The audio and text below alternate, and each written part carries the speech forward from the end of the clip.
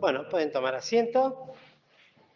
Vamos a tener la lectura de la palabra del Señor para la meditación de esta tarde en el libro a los Romanos, la epístola del apóstol San Pablo a los Romanos, el capítulo 2.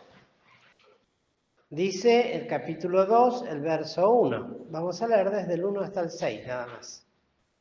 Por lo cual eres inexcusable, oh hombre, cualquiera que juzgas, porque en lo que juzgas a otro, te condenas a ti mismo, porque lo mismo haces tú, que juzgas.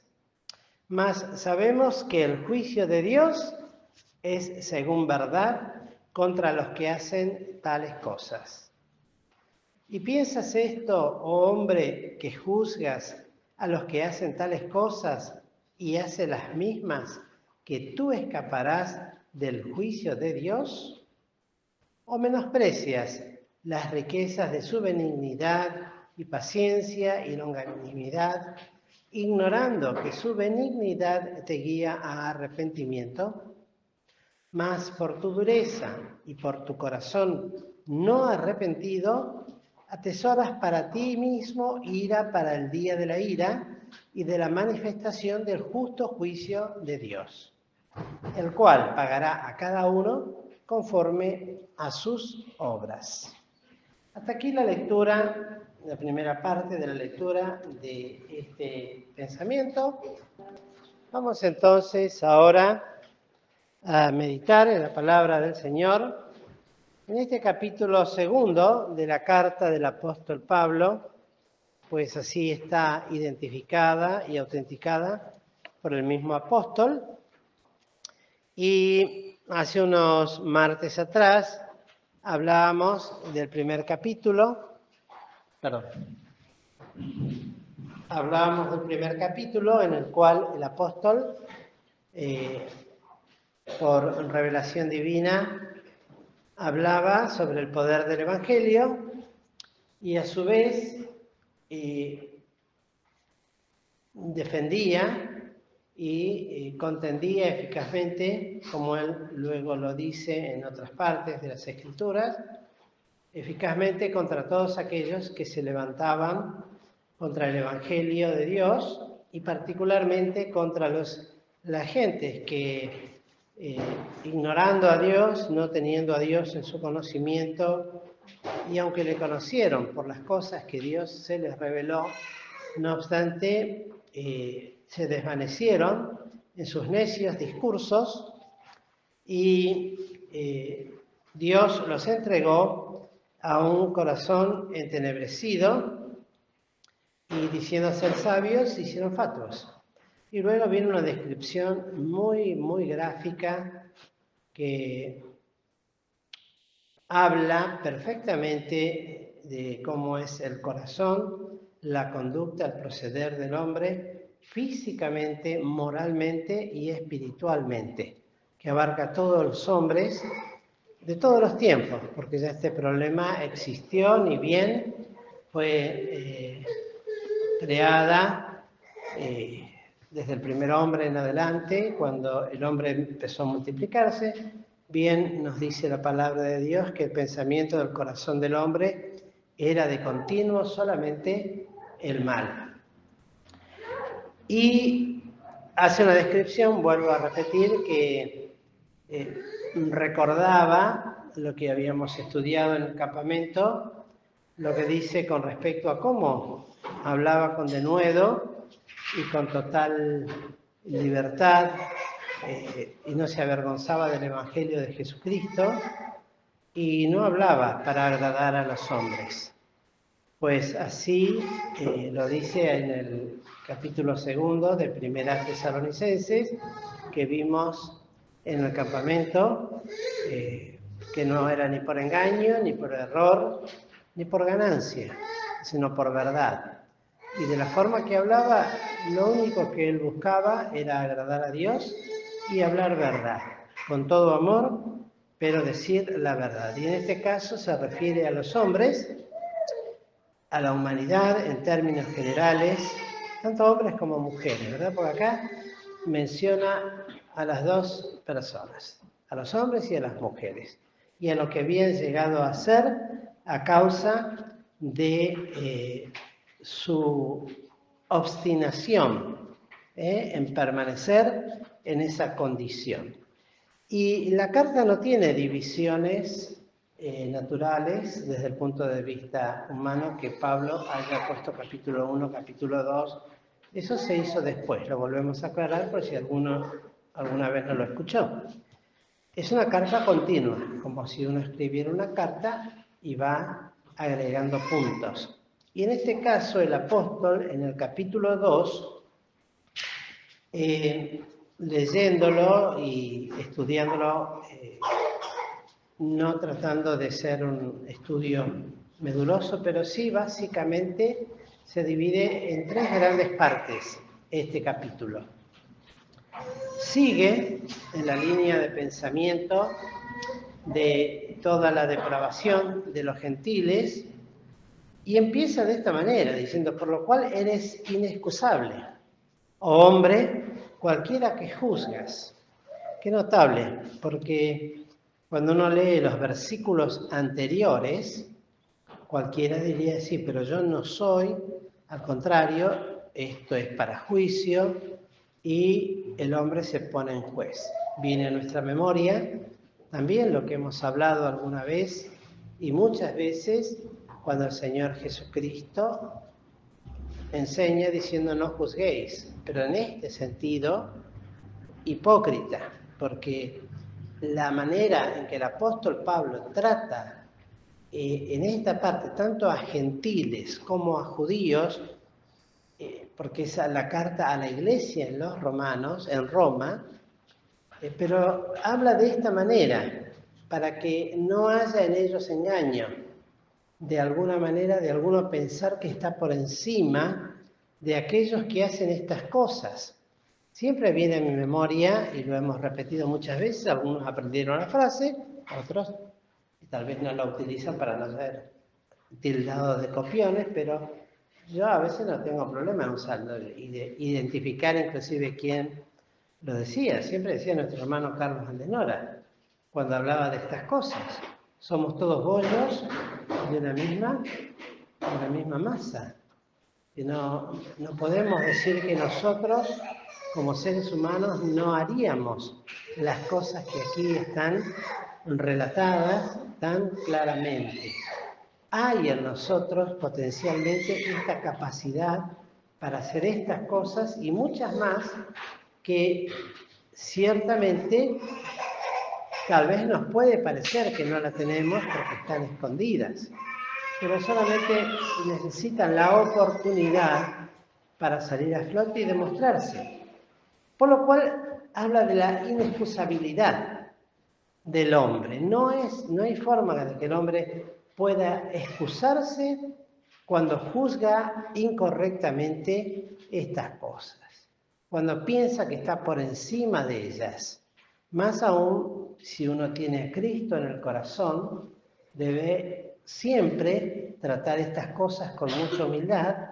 Y la primera división se encuentra desde el versículo número 1 hasta el versículo 11, habla justamente de hipocresía, de menosprecio, de pensamientos propios del hombre, como dice en el versículo 3, y piensas esto, oh hombre, dice, que juzgas a los que hacen tales cosas y haces las mismas, que tú escaparás del juicio de Dios.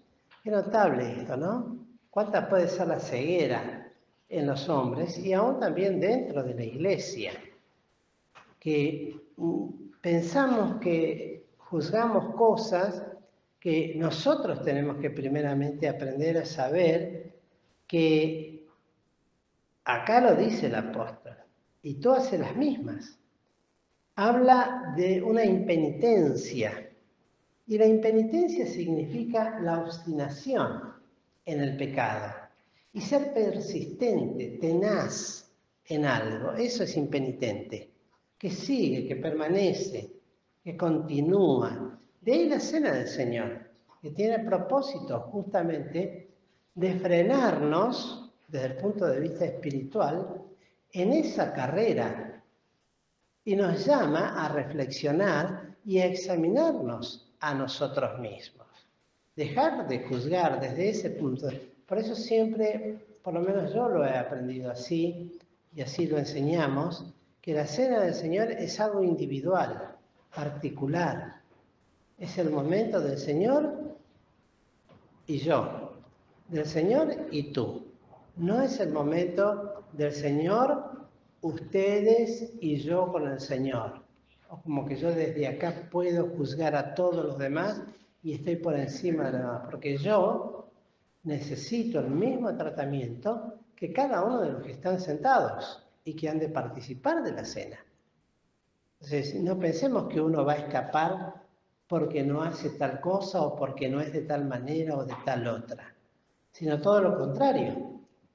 Y por otro lado, en este juicio hacia otros, no obstante, se echa de ver la riqueza que Dios derrama en benignidad, en paciencia y en longanimidad. Y se ignora el propósito, que es guiarnos a arrepentimiento. Esa es la realidad. Para todo impenitente que no se quiere detener, que sigue. En eso, bueno, la cena del Señor lo llama a que ponga un alto, un freno, a que baje del caballo en el cual va corriendo.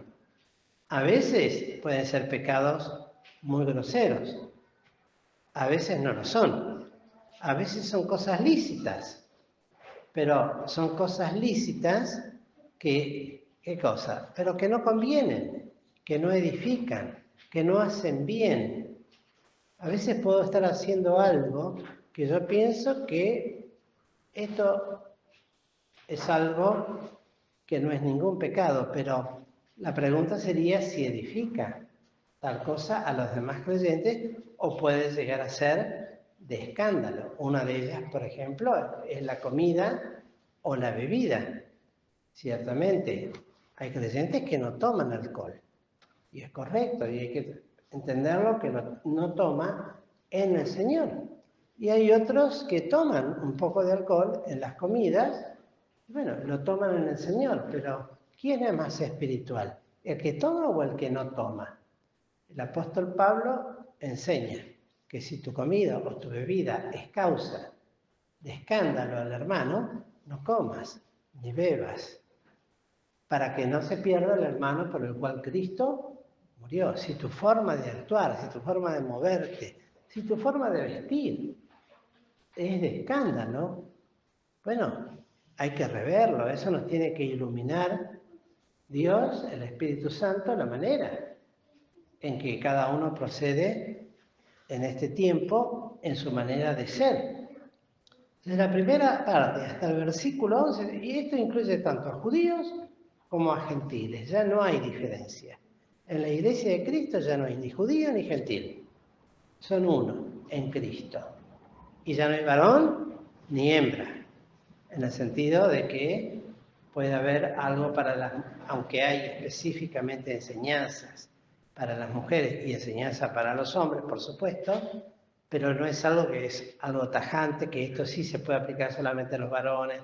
No, la manera del testimonio es algo que lo tiene que dar tanto el hombre como la mujer de Cristo. Y luego, desde el versículo 12 al versículo 16, se habla del juicio de Dios y de las distintas recompensas, de lo que cada uno busca.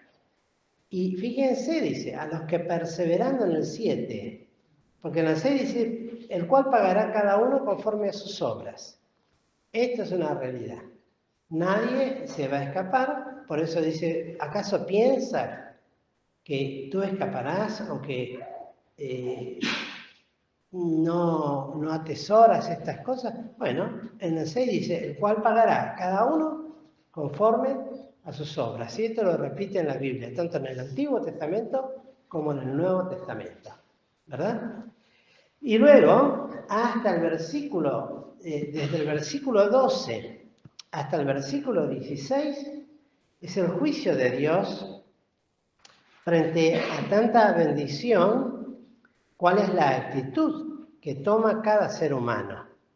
Entiéndase, judío como gentil. A los contenciosos y no obedecen a la verdad, antes obedecen a la injusticia, enojo e ira. En el 7 dice, a los que perseverando en bien hacer, buscan gloria y honra e inmortalidad, la vida eterna. Y uno puede pensar, bueno, pero esto tiene que ver más bien con una actitud de vanidad o de gloria personal, pero acá está hablando de buscarla en Dios. En este sentido, perseverar en buscar. Y como Pablo decía, no que ya haya alcanzado ni que ya sea perfecto, sino que prosigo por ver si alcanzo y busco y persevero la gloria y la honra y la inmortalidad que el Hijo de Dios puede darnos y la vida eterna. ¡Qué maravilla! Y en eso se puede y se debe perseverar. Y no está mal. Y es una perseverancia distinta a la impenitencia del pecado. Aquel que no se cansa de vivir en forma pecaminosa. Están los dos extremos acá, confrontados y presentados. Y para los que hacen bien, bueno, la vida eterna. Para los que hacen mal y no obedecen a la verdad, acumulan ira para el día de la ira de Dios. Y para Dios, en el 11, no hay acepción de personas. Es decir, Dios no va a hacer acepción de personas porque uno fue así y otro fue así. Para Dios y a todos los que hemos alcanzado la palabra de Dios y el entendimiento de las Sagradas Escrituras, todos vamos a pasar por el mismo sedazo. El sedazo es donde se pasa el grano fino y que quede el grueso. No se va a escapar nadie. Hay un texto que no recuerdo ahora dónde está en el Antiguo Testamento, dice, no caerá un granito en tierra. No caerá un granito en tierra. O sea, no hay nada que vaya a escapar a estas cosas.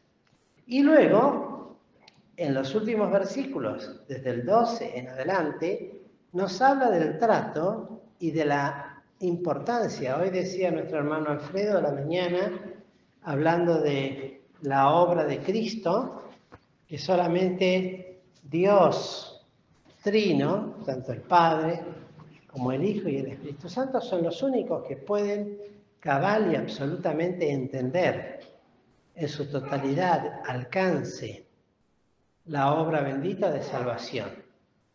Y en este sentido, en estos versículos, el Señor explica cómo han de ser también juzgados, porque muchas veces surge esta curiosidad en los creyentes, ¿qué va a pasar con aquellos que no tuvieron oportunidad de escuchar el Evangelio? ¿Cómo van a ser juzgados? Bueno, estúdienlo bien, porque desde el versículo 11 hasta el versículo 16 es la manera en que Dios va a juzgar a todos los hombres que no tuvieron oportunidad en este mundo de escuchar el Evangelio de Jesucristo, porque los hay. La realidad es esa. Hay lugares donde el Evangelio no ha llegado. Entonces, ¿cómo va a juzgar? Bueno, por esa ley escrita en sus corazones y cómo han actuado frente a esa ley que Dios puso en sus corazones. Por eso bien lo dice acá, mostrando la obra de la ley escrita en sus corazones, dando testimonio juntamente a sus conciencias, acusándose y también excusándose sus pensamientos unos por otros. Y la revelación es esta: en el día que juzgará el Señor lo encubierto de los hombres, conforme a mi evangelio por Jesucristo. Pero esto, aclaramos, es solamente para aquellos que no alcanzaron a escuchar el evangelio del Señor Jesucristo. Excluye totalmente a toda persona que, habiendo escuchado el evangelio de Jesucristo, lo rechazó, ignoró, entra dentro de la anterior sentencia. Cuando dice, y piensas esto, hombre, que tú escaparás del juicio de Dios habiendo oído tan siquiera una sola vez el Evangelio de Jesucristo, ya no hay escape. Porque la palabra de Dios tiene ese poderoso poder, siendo redundante, que una vez que se escuchó, listo, ya está. Y el alma lo entiende, lo acepta o lo rechaza. No hay alternativas. Muchas veces dicen, no, pero no escuchó lo suficiente como para llegar a entender. No es así, queridos. No es así, porque si no sería Dios injusto. Hay gente que escucha en el último momento de su vida y se salva. Y hay quienes escuchan en el último momento de su vida y retiran la mano de aquel que le está hablando. Es así, a mí me ha pasado. De ir a hablarle a un alma, hablarle de Cristo, y en el momento ya estaba agonizando. La misma actitud que tuvo durante toda su vida. Tal vez cuando estaba más sano tenía mayor, no hipocresía diría yo, o tacto, entonces rechazaba con un agradable no, ahora no. Pero en el momento que estaba agonizando ya para morirse, y uno ofrecerle el Evangelio y tomarle la mano, retirar la mano con violencia y dar vuelta a la cara. Aún en esa condición, uno dice, bueno, ¿quién puede rechazar el Evangelio estando al borde mismo de entrar a la eternidad, sin tener seguridad de su destino? Bueno, es así, hermano. Yo lo puedo decir porque a mí me ha pasado, eso no lo estoy inventando. Y sucede. Entonces, estos versículos nos hablan, el apóstol se ocupa de aclarar qué va a pasar. A veces pensamos en los indios del Amazonas, en los indios del África, en los que viven allá en las alturas del Himalaya, que nunca les llegó el Evangelio. Dios es injusto, ¿cómo va a condenar? No los va a condenar, sino que hay un catálogo, podríamos decir así. Y dice, el que jugará lo encubierto conforme al Evangelio por Jesucristo. El Evangelio de Cristo tiene la capacidad aún de discernir cómo ha actuado ese hombre, aún por esa ley que le es puesta en el momento mismo que nace. Porque así lo dice en Juan, ¿no? Él es la luz que alumbra a todo hombre que viene a este mundo. Hay una ley que Dios pone en la conciencia, inmediatamente cuando se nace, ¿eh? Por eso vamos a notar que dos chicos que crecen igual, con la misma educación, uno es malísimo y el otro tiene otras inclinaciones. Uno es rebelde, no quiere saber nada, desprecia, y el otro es todo lo contrario. Y eso se puede ver en el orden natural. Bueno, lo mismo va a suceder. Y lo que va a utilizar Dios para juzgar ese día a las almas va a ser el Evangelio del Señor Jesucristo, el Evangelio eterno de Jesucristo. Y esto es notable porque inclusive bajo este Evangelio van a ser juzgados aquellos hombres antes todavía. Inclusive los que no tuvieron la oportunidad de escuchar ni sobre la ley de Moisés, ni sobre el Evangelio, porque hubo hombres en todas partes del mundo mucho tiempo antes. Cuando uno piensa en esto, vemos la grandeza y el poder de Dios, que lo puede hacer y lo va a hacer. Y lo va a hacer. Ningún alma se va a escapar de esto. Y la palabra de Dios lo revela y lo enseña. Y luego viene la enseñanza más particularmente a aquellos que tenían un sobrenombre. Ese sobrenombre es un adjetivo calificativo, que puede ser por bueno o por malo. Es un sobrenombre. A uno le dicen tal cosa, al otro le dicen tal otra. Bueno, acá califica a los que tenían, y se dirige directamente a los judíos, que tenían una alta estima de sí mismos frente a los gentiles, y los trata como que tenían un sobrenombre, y la conducta de ellos era absolutamente hipócrita. ¿Por qué? Porque aprobaban la ley, sabían la voluntad de Dios, eran instruidos, confiaba que era guía de los ciegos, luz de los que estaban en tinieblas, enseñador de los que no saben, etcétera, etcétera, ¿no? Y luego le dice, los llama a una reconvención, a una introspección, a un examen personal. Tú pues que enseñas a otros, no te enseñas a ti mismo. Es lo mismo que le está diciendo a otro. Cualquiera que juzgas, porque en lo que juzgas a otro te condenas a ti mismo. Y acá les dice, tú que enseñas a otros, no te enseñas a ti mismo. ¿Cómo a veces podemos o puede el hombre enseñar a otro y no se enseña a sí mismo? Tal es la ceguera, tal es la actitud que tiene. No, eso no conviene hacer porque es transgredir la ley. No podés hacer tal cosa porque estás obrando fraudulentamente. No, pero esto... Y sin embargo, apenas puede, tal persona lo hace. Entonces, bien, yo pensaba, ¿qué sobrenombre tendría que tener un cristiano, no? Que nos identificamos con Cristo. Y los primeros fueron llamados ¿dónde? Antioquía. En Antioquía, ¿no? Cristianos. Ese era un sobrenombre que le era puesto, porque pertenecían a Cristo. Ahora, pensaba yo en mis adentros y a sola decía, bueno, qué cosa, ¿no? Porque a veces uno quiere ser llamado cristiano y el que conoce de nosotros que tenemos este sobrenombre y que decimos todo lo que decimos, pero hacemos todo lo que hacemos, dice, pero este es un cristiano, este lo que es un ayudo, este es un mentiroso, este es un falso, este dice una cosa y hace otra, etcétera, etcétera. ¿Qué calificativo nos puede llegar a caber, siendo que tendríamos que ser cristianos y tener la conducta de Cristo y no la tenemos? Y luego entonces llega a tal punto que dice, porque el nombre de Dios, en el 24, es blasfemado por causa de vosotros entre los gentiles, como está escrito. Fíjense, a tal grado que los gentiles, las gentes,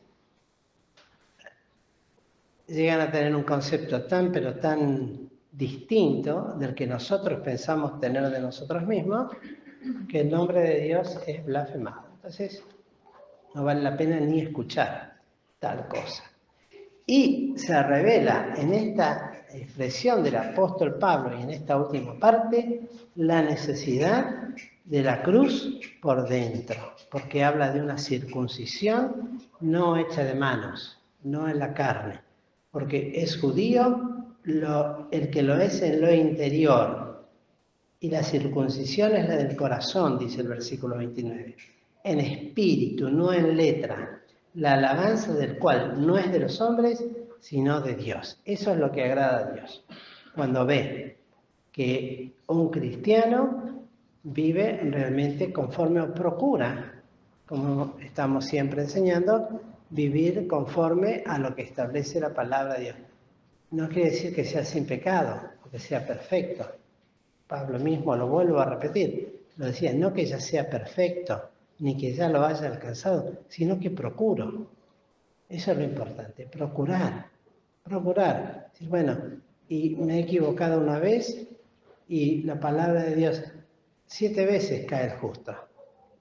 O 6 veces, ¿cuánto dice? 7 veces, hablando de que siempre, en algo estamos pecando o en algo estamos... Y se vuelve a levantar. Pero ¿quién lo levanta? Lo levanta el Señor si es que procura agradar a aquel que lo salvó. Así como el impenitente persevera en mal hacer y no quiere saber nada de cambiar su manera de ser, también el creyente persevera, procura, perseverando en bien hacer. Dice, bueno, voy a perseverar, esto me doy cuenta que está mal y tengo que lograrlo. Porque no es una capacidad personal nuestra, sino que es la gracia de Dios y el auxilio de Dios. Pablo decía, más ayudado del auxilio de Dios, ¿qué cosa? Persevero hasta el día de hoy en el ministerio que el Señor le había dado de llevar el Evangelio tanto a judíos como a gentiles, a los de su nación como a las gentes y hasta donde haya llegado. Eso no quiere decir que nos debe dar a nosotros una cobertura de malicia. Y como a veces uno ha escuchado, y bueno, Dios tiene que perdonar, porque Dios es perdonador, yo lo hago, después pido perdón, y yo lo he escuchado también eso, ¿eh? Y bueno, total, Dios tiene que perdonar, y lo hace, porque mejor es esto que lo otro. Y entre dos males, mejor hacer el mal menor. En realidad no tendremos que hacer ningún mal. Pero a veces nos escudamos en esa cobertura de malicia y bajo esa solapa de libertad. Con la libertad con que Cristo nos hizo libres, hacemos cosas que no son agradables y que traen escándalo. Y el nombre de Dios es blasfemado. ¿Qué quiere decir blasfemado? Insultado, menospreciado. Hoy me contaba un hermano, rápidamente lo digo, como había sido pastor, y le preguntaban, sí, ¿fuiste pastor de qué congregación, de qué lugar? No, fui pastor de los Testigos de Jehová. ¿Pero y qué pasó? No, me di cuenta que era toda una mentira, que Dios no existe, que esto no es otro, que la religión es para manejar a la gente, que esto, lo otro, que es una mentira la vida de las personas, lo que se les exige. Al final terminaba siendo un escéptico declarado un ateo. Porque Dios no existe, es un invento de los hombres, la Biblia la escribieron los hombres, todo eso viene por causa cuando el nombre de Dios es blasfemado. Y lamentablemente, conforme lo hemos estudiado en el capítulo 1, cuando hay un espíritu semejante y se persevera en ello, en lugar de encontrar luz en esa actitud, lo que se encuentra es mayor oscuridad. ¿Por qué? Y bueno, porque Dios los entrega a un espíritu de error y de mentira. Y si antes creía que Dios no existía y perseveraba en ello, mañana va a ser peor, ¿no? El otro día miraba la imagen graficada de la siguiente manera y con esto termina. Y decía, no quites a alguien de la posición en la cual se siente cómodo. Y mostraban de perfil y en corte, para los que saben algo de corte, de un lado un hombre hecho con clavos y que tenía en la cabeza que pasaba. Lo que se veía de un lado de la madera era solamente la cabeza del clavo. Del otro lado estaba todo el cuerpo, las piernas y las manos haciendo así contra la madera, ¿no? Hecho todo con clavos. Y del otro lado un martillo queriendo, esos martillos que se usan en obra que tienen los dos ganchos, queriendo sacarlo. Ya no saques a alguien de la posición en la cual se siente cómodo. Es notable, ¿no? A veces esas ilustraciones hablan tanto, porque el que persevera en la impenitencia, en seguir haciendo lo malo, y no quiere escuchar el Evangelio, bueno, uno tiene que darle el Evangelio. Pero lo cierto es que le sucede eso. Y la realidad, por lo que dice en el capítulo 1, léanlo, cuando se persevera en eso, se ignora a Dios y se tiene a Dios en su ignorancia, la realidad es eso. Dios los entrega a un espíritu de error. Y después se ha de cumplir mucho peor todavía en tiempos futuros, cuando el mundo, habiendo rechazado a Cristo, crea la mentira y reciba a aquel engañador que viene a hacerse pasar por Cristo, el falso Mesías, el anticristo. Bueno, que el Señor nos ayude para que no tengamos una actitud semejante, sino que podamos, y como dice acá, dice, y la circuncisión es la del corazón en espíritu, no en letra, y tiene una alabanza, tiene un reconocimiento y una alabanza de parte de Dios, la cual no es de los hombres, sino de Dios, que eso es lo que nos debe importar realmente. no que los hombres me alaben, porque eso va a quedar acá abajo. La alabanza de Dios va a tener carácter eterno. Que el Señor pues nos bendiga y ahora cuando participemos de la cena, bueno, recordemos estos conceptos, ¿para qué? Para traerlos a la memoria y recordar que Cristo obró para que vivamos de una manera tal cual como debemos aprender a vivir y así lo registran las Sagradas Escrituras. Que el Señor nos bendiga, queridos hermanos.